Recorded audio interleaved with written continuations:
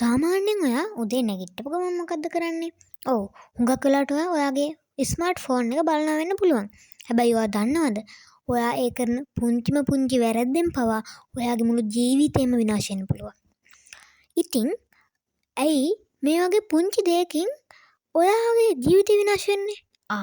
අද අපි කතා කරමු කොහොමද එහෙම වෙන්නේ සහ මේ ඇබ්බැහියෙන් අපිට සිදුවන හානි මොනවද සහ අපි මේකෙන් ගැලවෙන විදිය මොකක්ද කියලා. ඉතින් මේ වීඩියෝ එක එක්ක දිගටම ඇදලා ඉන්න. අපි යමු වීඩියෝ එකට.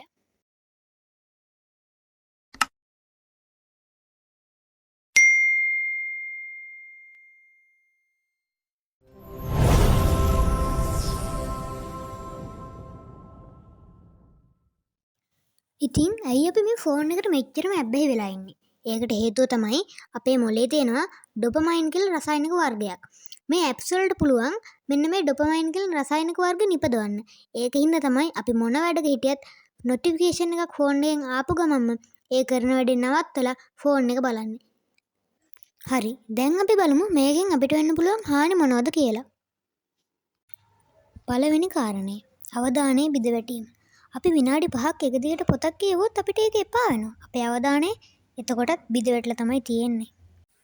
දෙවෙනි කාරණය නිින්ද අහිමි වීම. කලින් දවසම ෆෝන් එක බලපින්දා ඔයාට හරියට නිින්ද නොගියොත් එහෙම පහවදා දවසම ඔයාගේ ඔළුව නිකන් විකාරයෙන් වගේ තියෙයි. ඒකින්ද ඔයාට දවසේ වැඩ කටයුතුවත් හරියට කරගන්න හම්බෙන්නේ නැති වෙයි. තුන්වෙනි කාරණේ සමාජ සබඳතා බිඳවැටීම. ඒ කියන්නේ මොකද්ද? ඒ කියන්නේ ඔයා හැම වෙලෙම ෆෝන් එකේ ඉද්දි හැම වෙලෙම ෆෝන් එකත් එක්කම ගනුදෙනු කරද්දී ඔයාගේ පවුලේ අය, ඒ කියන්නේ ඔයාගේ අම්මා, තාත්තා, සහෝදර සහෝදරියෝ නැත්තම් ස්වාමි පුරුෂයා හෝ බිරිඳ ගෙන් ඔයා ඈත් වෙනවා. එතකොට ඔයා හැම වෙලෙම ඉන්නේ ෆෝන් එකේ. එතකොට ඔයත් එක්ක තියෙන සමාජ සබඳතාව සම්පූර්ණයෙන්ම ඉවත් වෙලා යනවා. අන්න ඒකින්ද මේකත් ඔයාට තියෙන ලොකු පාඩුවක්. දැන් අපිට කතා කරන්න තියෙන්නේ කොහොමද මෙන්න මේ ඇබ්බැහි වීමෙන් දුරකථනයට ඇබ්බැහි වෙලා ඉන්න එකෙන් මිදෙන්න කියලා. හරි. අපි ඒ ගැන කතා කරමු.